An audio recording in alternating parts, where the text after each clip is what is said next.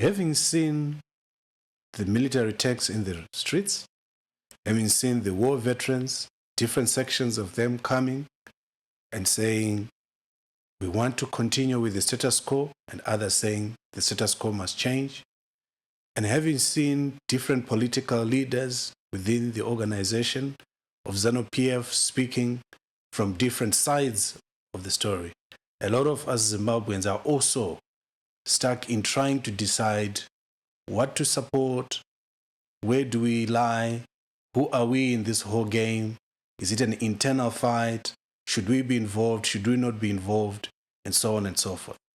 We also have this question of saying, even amongst the war veterans themselves, you hear the discussion of saying, but so-and-so is not a war veteran, or by so-and-so was not there when such and such happened. And that brings us to this point where we actually need to understand the distinction between a war veteran and a freedom fighter. Because many times within the Zimbabwean context, we use these words interchangeably, or at times we use the term liberation fighter without understanding what it means. The same way that when people are unhappy or happy, those who support and those who don't support war veterans, there is a reason why a lot of us find ourselves in this situation. So a war veteran, in general, worldwide, is an individual that takes part in a military operation during a war. It has got nothing to do with which side of the war the person is or what cause that person is fighting for. By virtue of the fact that they've taken part in a military, they are called a war veteran. On the other side, a freedom fighter is a person or an individual who spends time fighting for a cause of freedom for their people. Or a liberation fighter is someone who takes part in a liberation movement for the cause of liberation of a people. However, a freedom fighter does not necessarily need to hold arms. So all war veterans in the context of Zimbabwe are freedom fighters. However, some freedom fighters are not war veterans. So when you hear about Vana Mujiba, you hear about Vana Chimbwido, you hear about traditional leaders, you hear about community leaders, you hear about the people who used to organize the Pungwes. All these people were actually fighting for the liberation of Zimbabwe and are actually liberation or freedom fighters in the case of Zimbabwe. Where the distinction came in, which became a major bone of contention, is when the gratuitous payments were being made by the government to the war veterans.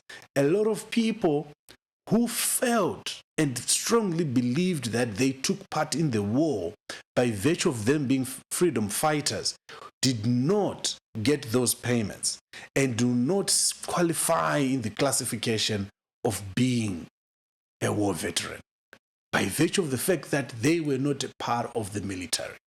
So according to this assessment, there are a lot of people then that feel and believe strongly that we liberated this country, we freed this country because we were sleeping also in the forests, we were risking our lives providing information, we were providing food to the comrades, we were providing information.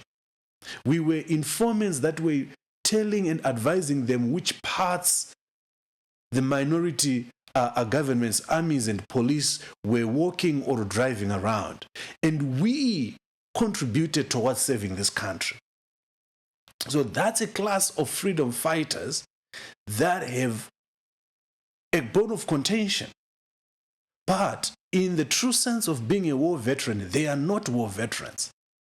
And now, you then find another class of freedom fighters that find themselves within the gray areas of being war veterans and freedom fighters because they took part in the war as a war veteran.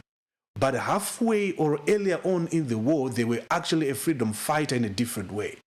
Maybe they were a diplomat, they were going to internationally to go and advocate for the war. They were going to demonstrations and get arrested for some time. And when they come out, for whatever reasons, their integration into the army is questionable. So as a result, then you get people who are war veterans who then question others and say, you are not a war veteran. Because where were you when we were at Nyadzonya? Where were you when we were at Chimoyo?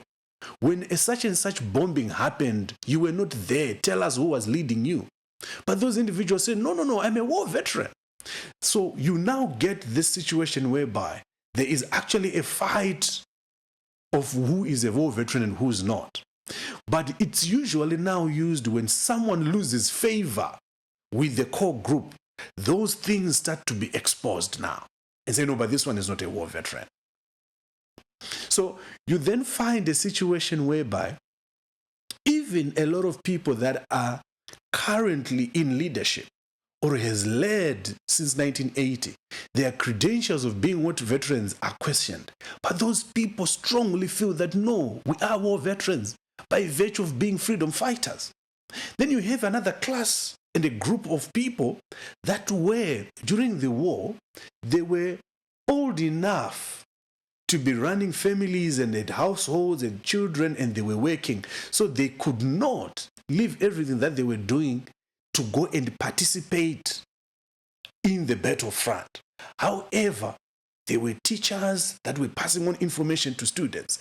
They were, Vanam Dumeni working within the communities, providing information of saying, if you want to go to Mozambique, you walk through here. This is the path, or you go and meet so and so. It's such a place. And those individuals now, when the war ends, do not necessarily get recognition. Some, because they knew people who were in positions of power, get elevated and get even positions within government. But there's also a significant number that just went back and continued with their lives, but then feel that when the war veterans come within societies and are being treated differently from them, they feel that it's unfair. And that's where now a certain hate and dislike of war veterans also comes from. At the same time, the war veterans, because they were a group that had gone through all sorts of trauma, when they come back from the war and come to integrate in society, their integration has its challenges. And they spend a lot of time within their own groups with the people that they went to war with. Therefore, now within the village, they are separated from other freedom fighters who were not war veterans. Because these ones who were in war are now grouping together with people that they fought within the same camps with, people that they fought certain battles with, and people that understand the pain and the trauma that they went through. But now, this creates a situation whereby some people are not happy. So we need to sit together as a country and actually consolidate our understanding of who is a war veteran, who is a freedom fighter, what does it mean, what is their contribution, what is their status within our society, who needs to be respected, who shouldn't be respected, who needs to sit where, who needs to do what. But ultimately, the desire is so that as a country we move together as one and not necessarily be pointing fingers at each other on the basis of whether one is a war veteran or not, whether one is a liberation war hero, whether one is a freedom fighter or not. But we need to come together with a common understanding. That should be a shared value of a society in what one can call a social compact of understanding and agreeing on what is exactly our position as a people.